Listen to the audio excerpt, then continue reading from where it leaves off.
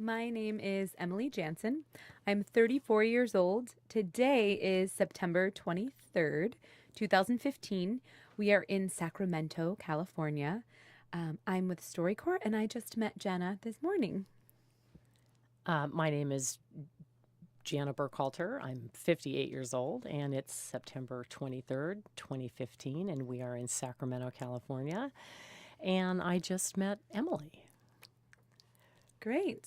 What did you want to come and share today, Janna? I wanted to share a story about my aunt, and her name is Rosa, and she is Vietnamese, and I met her right before the fall of Saigon in April of 1975. My uncle, who was in his late 50s at the time, was working in Saigon as an engineer for a big construction company. And he met and fell in love with this wonderful woman who at the time had a 3-year-old daughter. And they got married, and he was able to get her out right before the fall of Saigon, which was a really tumultuous time. Many families were separated and split. And him being an expatriate American was able to get her out. And the Vietnam War was something that we experienced through television. And every night when we were having dinner, we would watch scenes from the Vietnam War. And Janna, how old were you in the early 70s? 17. Okay. 17 in 1975. And I was a senior in high school. And things I knew kids at high school whose brothers died in Vietnam. And I remember my mother telling me that my uncle was coming back from Asia, and he was bringing his new wife, and didn't really make the connection that she was Vietnamese. And I remember coming home from school one day, and there they were. It was all of a sudden what I'd been watching on television was now in my living room. And it was a crazy time. The 70s, there were the hippies, and there were the anti-war protesters, and all of a sudden I was giving up my bedroom to this very slight, small Vietnamese woman and her 3-year-old daughter, and my uncle, they ended up staying with us for about 8 months while they were trying to get situated. And I was a kid. I mean, I was a stupid 17-year-old, and I made the initial assumption that she was my parents' age, when in reality it wasn't until many years later. She was only 7 years older than I was. She's 24 years old and had never been out of Saigon, and here she was in America. And we became pretty fast friends. She loved the Twilight Zone and Outer Limits, and they scared me to death. And we would stay up till all hours watching these really creepy, scary television shows, and she just loved them. And she was an absolute relentless gin rummy player, and we would play cards all night long, and just learn about each other, and became friends. And one of the things that I begged her to teach me was some Vietnamese swear words, because I wanted to be really, really cool. And so little by little, she would give me a word, and I would say, oh, and I was so cool that I knew these words. And over the years, my uncle passed away, and we moved. I went away to college, and she and I remained friends. And sometimes it would be years between the times that we saw each other, but we always managed to reconnect. And in it must have been 2002, I was living in Santa Fe, New Mexico. And Rosa came to visit, and we were preparing dinner. She's a phenomenal cook, and I loved learning about the Vietnamese cuisine. And I was chopping some something, and the knife slipped, and I said, "Oh, gachua." And she looked at me and she said, "Why you say tomato?"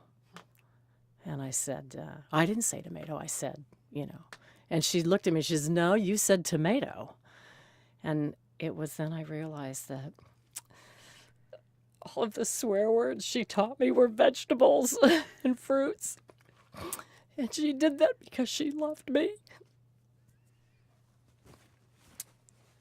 I was family.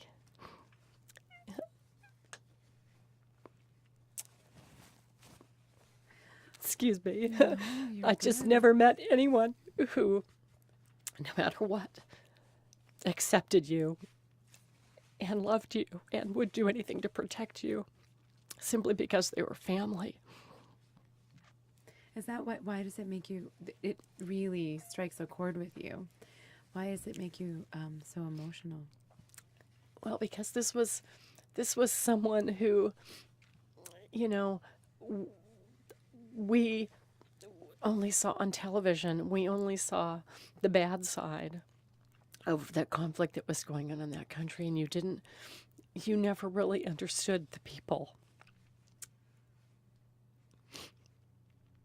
And how loving and caring they were, and what horror was happening in their lives.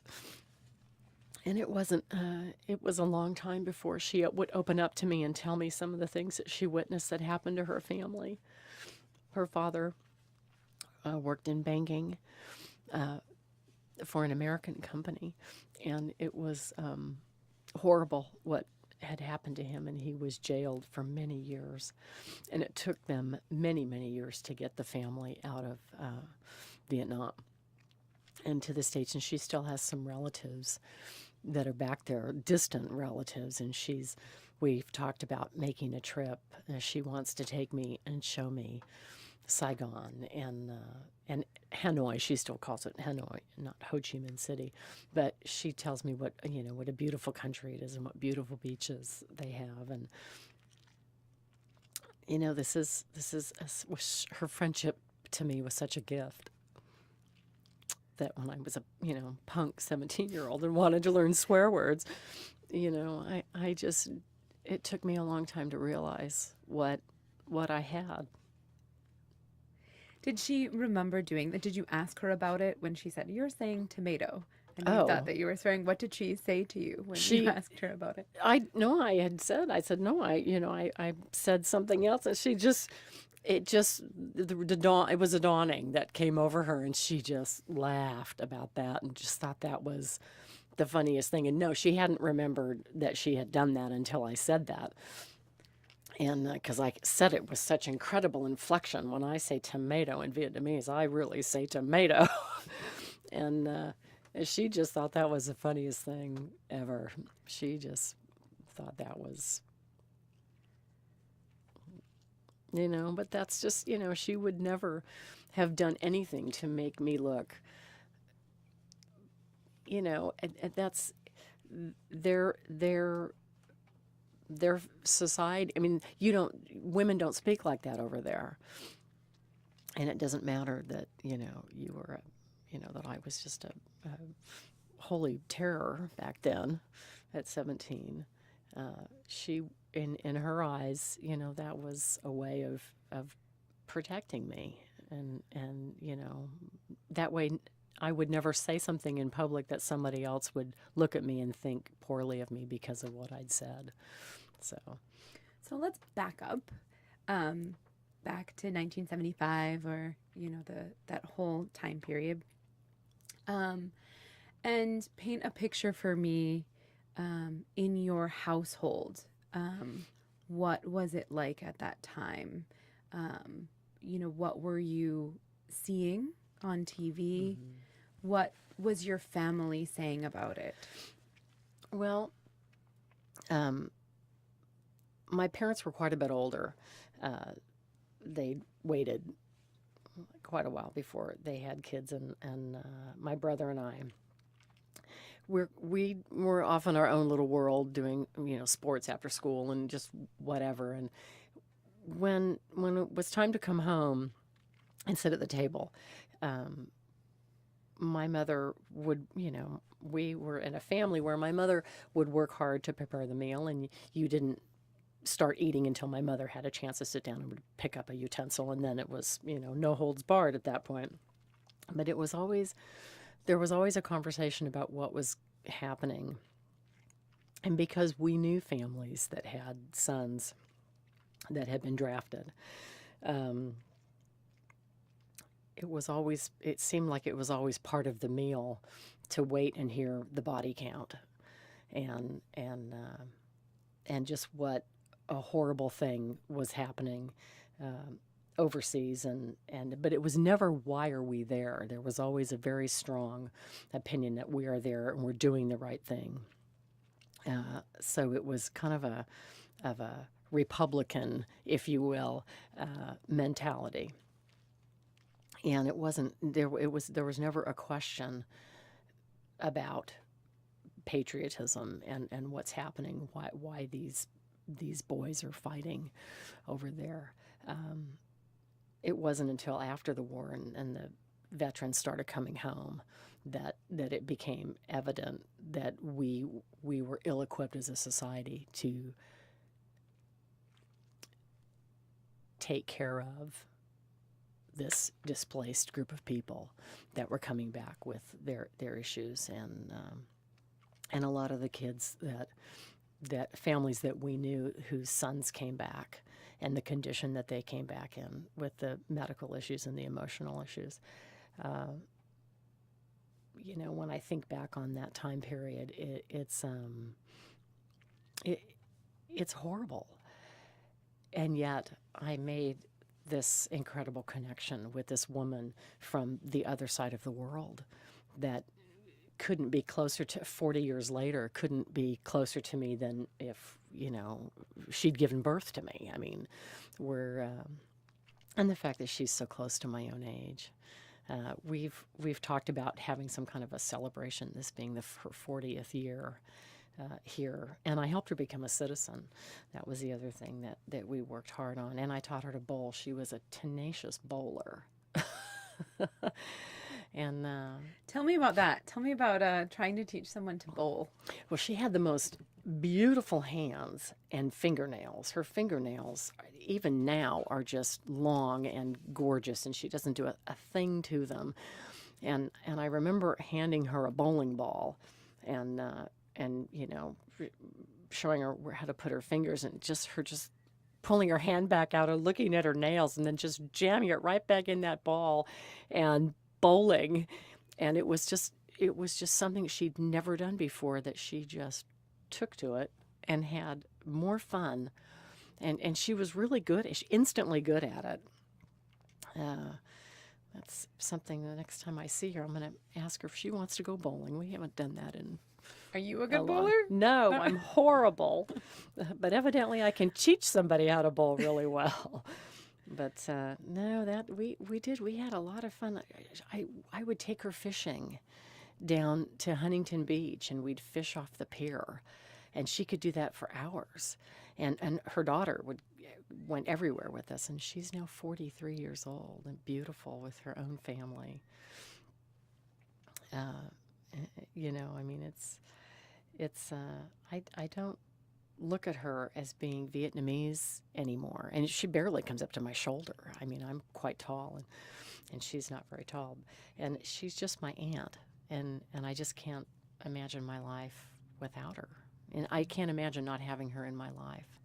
Back when you were 17, though, what were you thinking when you walked in the door? Oh, I was terrified of her. And she was there, and your uncle was I was terrified of her. I was absolutely terrified. I didn't, her English was very good, very heavily accented, and she was just so grateful to be here and so open, and I was terrified. Because we didn't hear the good things. So what were you afraid of? Just the foreignness of someone, and their culture and what they do, and how they. I mean, I only heard about their fighting, and they're fighting each other. I mean, it wasn't in my mind. I didn't assimilate the fact that it was North and South. It was just fighting. They're fighting each other, and it was the atrocities that they committed on each other. Yeah, I remember being completely thinking, they're not staying here, are they?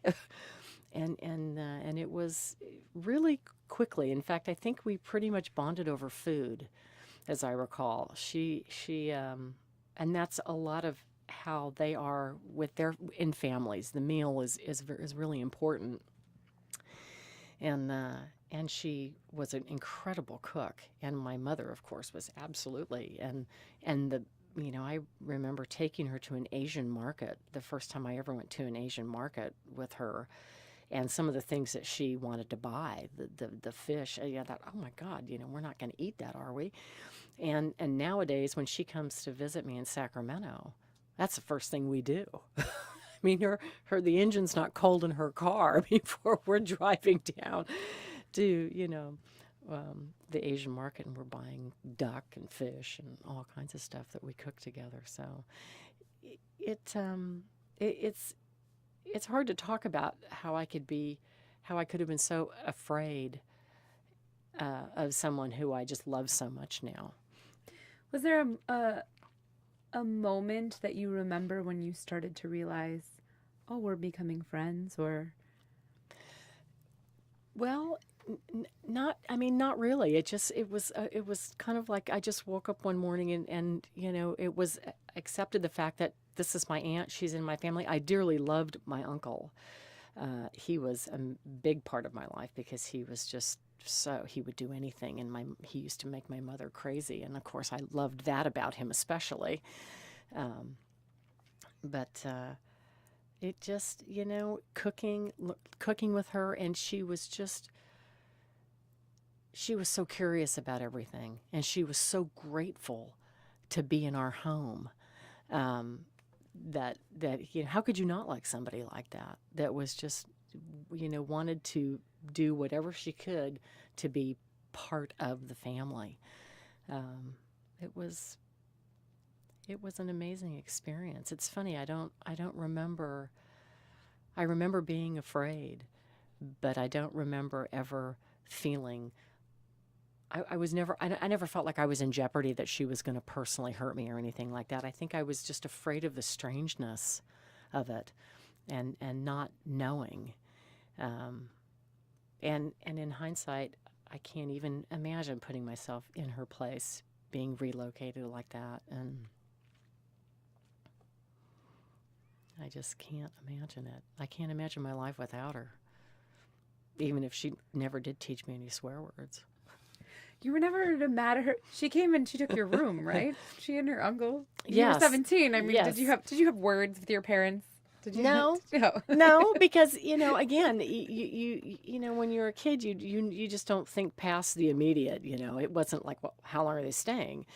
I mean, and my uncle ended up leaving. He worked he worked all over the world. He was pretty high up with this company, and so he ended up leaving. And as I recall, I think we had a double bed and a twin bed in that room, and I slept in the twin bed. We made the room, and the Rosa and her daughter slept in the double bed. So at one point, shortly afterwards, the three of us were in that room. So no, it was just kind of like having a sister, but in my mind, she was my parents' age. If that makes sense, because we did everything together. Yeah. What was the reaction of your friends and your neighbors? I grew up on a dead-end street, and so, any parent could grab any kid. If we were doing something stupid and you ran the slowest, you took one for the team on my street. Any parent could say, what are you doing? And it would kind of be, you'd get grabbed, but everybody would get scolded. So it was a very close-knit neighborhood. and nobody really had any that I recall. We introduced her to everyone, and she was just, she and her daughter just became part of the group. The neighborhood knew my uncle because he had spent a lot of time in between overseas trips with us. But no, nobody. I don't. No, there was never any. No, nobody. They wouldn't have dared said anything in front of me after Rosa and I became close, and it didn't take long. I was very defensive of her, and nobody would have said anything. The kids can be, kids thought it was cool, and if the adults were concerned about it, I never knew. Do you have any more? I mean, you've had a long time of being family members and friends together. Are there just particular memories, favorite memories that you've had with Rosa along the way? She's yeah. There's been lots of times. When I had back surgery a few years ago, she was just there. She came and took care of me and cooked, and just she's always just been there. She has a wicked sense of humor, and incredibly talented. There's nothing she can't do. She's creative, but yeah, it's nothing. I mean, not one thing comes to mind. I just can't really imagine her not being there. We would be there for each other, and my parents are long gone, my uncle's long gone, and it's incredible that we've. I think she has told me recently that she's really surprised that we've remained as close, and that I introduce her as my aunt, and people will look at me and they'll think, how's that possible? Well, she married my uncle, so what do you mean, how is that possible? Because I obviously don't look Vietnamese, but so many of her friends that married Americans, whether they were GIs or professional men that were working over there, when they passed, the families alienated them, and I think she's. I mean, I can't even consider that. I mean, she's family. She's family. That's. Well, unfortunately, she couldn't be here with you today. I But know. if she were, would there be anything that you would want to say to her? Nothing more than what I say every time I hang up the phone or sign off on an email. Just that she's incredibly important to me. I love her, and I know she loves me. I just know it. Anything else you want to say before No, we go? but thank you. I really wanted to share that.